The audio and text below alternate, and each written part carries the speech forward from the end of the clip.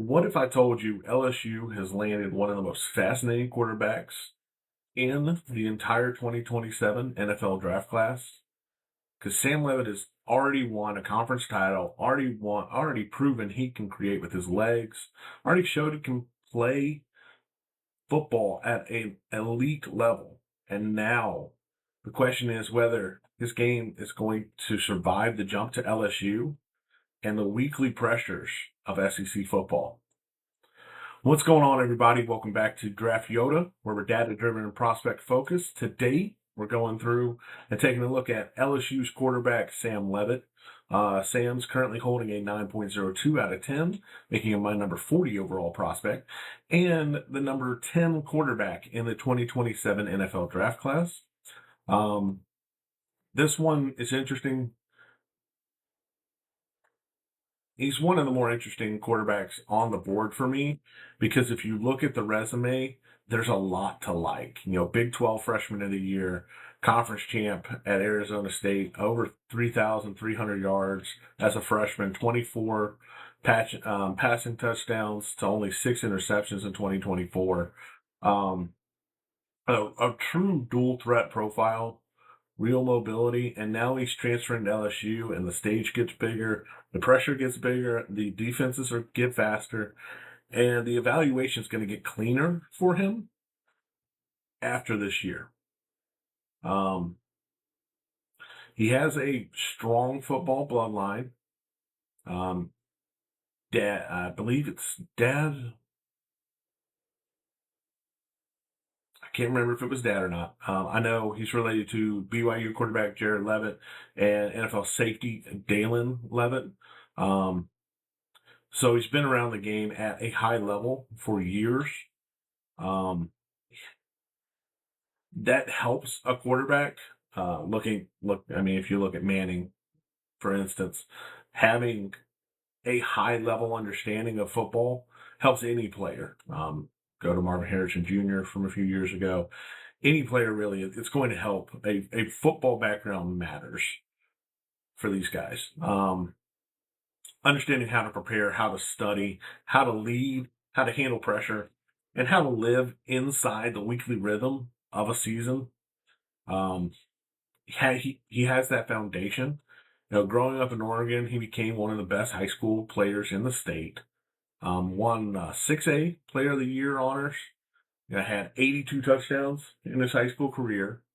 He had real production. Started his career at Michigan State, but didn't really break out until he transferred to Arizona State. 2024, like I said, Big 12 freshman of the year.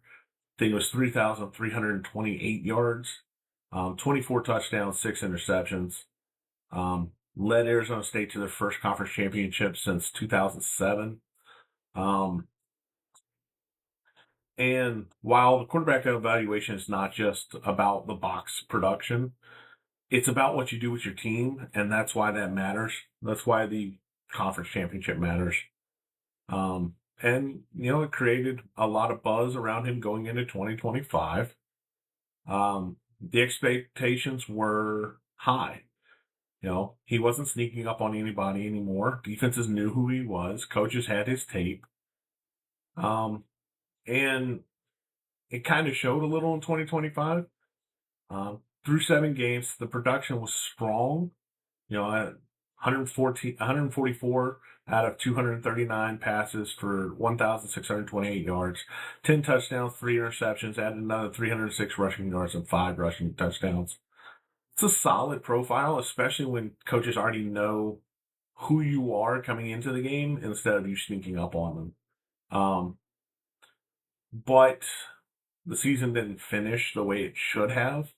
Recurring foot injury forced him out of the Houston game and eventually required season-ending surgery. Cost him the final 5 games. And that's a big part of the evaluation for him because quarterbacks' availability matters, continuity matters, full season samples matter for quarterbacks. The flashes are real. The sample needs to grow. If you look for a game that really stands out to me, it's the Texas Tech game. Texas Tech ended up being the league's eventual champion, but Leavitt still put up 319 yards in an upset against them. 2 touchdowns, you know, and the reason it matters is Texas Tech won that conference, and Leavitt was able to beat them, and that's a real test. That's a real that team went on to win the league, and Leavitt looked comfortable. He made throws on time. He created when he was needed. He protected the football. He showed movement and ability, and that things that make his game dangerous. It's a game that scouts are going to circle for him. First thing that stands out for him is the accuracy on the move. That's a headline trait for him. Comfortable throwing outside the pocket. He resets his platform very nicely when on the move. He can deliver between the hashes while moving, and throw and fit an on-time throw when the play design changes, and that matters in today's game. Modern offenses ask quarterbacks to move. Boot actions, sprint outs, RPOs, play action rollouts, design movement, and then there's the broken plays. NFL teams want quarterbacks who can throw accurately without everything being perfectly stationary. The days of Peyton Manning standing there almost like a statue are coming to an end. Teams want you to be able to make and create. Second thing, the dual threat. He's not just a quarterback who can scramble when things break down. He has real designed run value. Had 28 scrambles, added 300 rushing yards in 7 games, scored 5 touchdowns. I shouldn't have called it scrambles, but that's not random. It's part of the offense. When a quarterback has the ability, it changes the numbers for the defense. It affects the run game. It slows down pass rushers. All the things that we've heard from all the mobile quarterbacks across time. It really changes how the X's and O's line up against you. Uh, Third thing I like is the ball security. Before the injury, only 3 interceptions. That's important.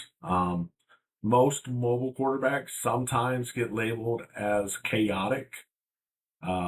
People assume they're reckless. People assume they're just athletes playing quarterback. I don't think it's the case with Leavitt. He does take chances, and we'll talk about that. But overall, he's shown the ability to protect the football, and that matters in the NFL. Coaches can live with a quarterback who, may not have an elite arm strength, but if he's accurate, he's mobile, and he's smart with the football, you can live with that quarterback. One of the interesting details in this evaluation is the basketball background from him. And you can see it in how Leavitt moves.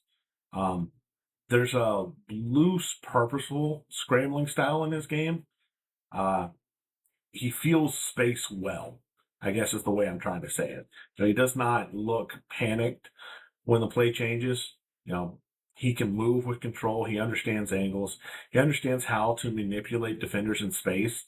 And while that sounds small, it matters.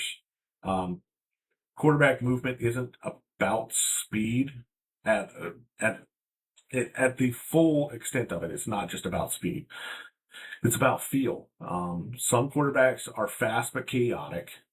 Some quarterbacks can run, but they don't understand where pressure is coming from. Leavitt looks natural creating space, and the basketball background shows up in his spatial awareness. He's not just running from defenders. He's trying to create throwing windows, and that's a big difference. One of the last things I really love about him is the deep ball. When Leavitt has a clean platform, he can layer a football. He can really drop it in. He has shown the ability to give receivers a chance downfield, and based on the profile, the deep ball was his most productive area. It's important because quarterbacks with average arm strength have to win on touch, timing, and anticipation. And, you know, Levitt is not going to overpower every window. He's not going to throw lasers 60 yards downfield without effort. Um, but he can give receivers catchable vertical throws with timing. And that matters because it doesn't limit your offense by bringing him in. You don't have to limit the deep throws because he's there. You know, nobody's perfect. I will always say it. Nobody's perfect. My first concern is the arm strength. The arm is average. It's not bad. It's not unplayable, but it's average. You know, the NFL windows are smaller. The hashes are different. The defenders move faster. Sideline throws require more velocity. Deep balls need to hold their line longer, and some of those vertical shots lose life for Levitt. The deep placement can waver just a little because of his arm strength. When he's clean and on time, he can throw a pretty ball, but when he has to drive the ball late or attack tighter windows outside the numbers, the arm does not always give him, a huge margin for error. Can he prove the arm is good enough? Not elite, good enough? That is the question coming into the season. Second concern I have for him is, he's listed around 200 pounds, and that's light, especially for a quarterback who has designed run value. If you're going to run the football, scramble, extend plays, and take SEC hits, you need functional mass. I'm not saying he needs to look like Cam Newton and be the size of a linebacker, um, but he has to add enough strength to survive because at LSU, hits are different. Defensive linemen are different, linebackers are different, the speed is different. And if the body can't hold up, the entire evaluation is going to change. The third concern I have for him is decision making when he presses. Um, he generally he protects the football, but when he gets into a rough stretch, he can force high risk throws. Um, and that's where the turnover streaks kind of show up. And for a quarterback with average arm strength, that becomes dangerous. If you have elite velocity, sometimes you can get away with late decisions. If you have rare arm talent, sometimes you can erase a mistake. Levitt doesn't have that kind of arm, and so his decision making has to be sharp, has to be perfect every time. He has to win on time. He has to understand the play is dead. He has to know when to take the check down and or when to, scramble, run, or throw it away. The margin is smaller. It's not a deal breaker, but it is reality and it is something to watch. The fourth concern is we've already talked about it. He lost part of his 2025 season to a foot injury. It required surgery, and that matters for a quarterback. Um, but it means even more when a quarterback has mobility as part of their profile. If Levitt loses some mobility, the evaluation changes. If he's not the same mover, that changes. If he's hesitant to push off, scramble, or create, the passing windows are going to change, and that's going to change the entire evaluation. Um, and that's something that in 2026, scouts are going to be watching. The transfer to LSU, though, is a swing point in this entire evaluation. Arizona State gave Levitt the breakout. LSU gives him the proving ground. There is a difference. At LSU, every game gets magnified. Competition is different. The expectations are different. The speed is different. The pressure is different. And NFL scouts are going to be able to watch you every single time against NFL talent and see more clearly who you are. And that can be a gift or that can be a curse. It just depends on how you play. So why is he quarterback 10 on my board? It comes down to, Arch Manning is the high end traits. Dante Moore has arm talent and growth profile. Um, Jaden Mayaba has, a major physical upside to him. Darian Mensah has the production and the playmaking, and honestly, I think he could climb even higher than 4, where I just mentioned him. Josh Hoover has the command, the polish, and the weapons around him to really elevate his profile. Julian Sand is accurate as all get out and has the best wide receiver room in the country. Drew Mestamaker has a huge passing production and an aggressive play style. Got some talent moving to Oklahoma State, and he's big. He's prototypical. Lenore Sellers, absolutely rare physical gifts. CJ Carr is the cleanest release in this entire draft class. Um, and then you get to Sam Leavitt, and Leavitt is right there because he has the modern skill set, the mobility, accuracy on the move, the ball security, the touch, the leadership, and the championship experience. But the arm, frame, and injury history, keep him at quarterback 10. It's not disrespectful. A 9.02 is a strong grade for him, but it does mean that, you're the 10th quarterback right now. Good news is you're at LSU. You have all the chances in the world to climb at LSU. It changes the narrative if he's healthy, if the foot looks right, if his body is stronger, if arm proves good enough against SEC windows, we may be talking about him very differently at the end of the year, especially if LSU goes on a run. We could be viewing him very differently going into the draft class next year. Because the skill set fits modern football. He can move, he can throw, he can run, he can protect the ball. Now he has the bigger stage and gets the chance to show against some of the best teams in the country, who he is. Can he climb? Absolutely. This quarterback class is so tight that I don't think anybody can't climb. Quarterbacks who win at LSU get attention. Quarterbacks who produce in the SEC get attention. Quarterbacks who can run, throw, on the move, and protect the football get attention. Leavitt has a chance to do all that. So the path's there. It's just on him to prove it. But that's 9.02 on my grade. Number 40 overall, quarterback 10, 2020 for the 2027 NFL draft class going into the preseason. He's an ascending dual threat quarterback with accuracy, on the move, real designed run value, strong ball security, and the kind of spatial feel that fits modern offenses.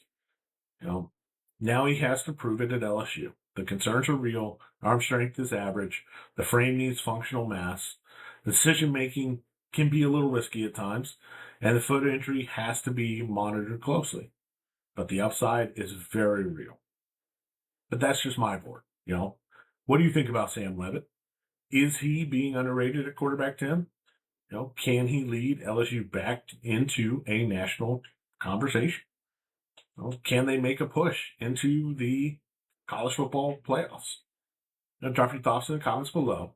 If you enjoyed this player evaluation, we do it off of film and data. Make sure you hit the like button and subscribe to the channel. Because we're going to keep putting in this work. We're going to have over 100 prospects before college football kicks off this year. As always, I'm Draft Yoda, Bill Workman, your favorite draft nerd's favorite draft nerd. And we'll see you guys in the next one.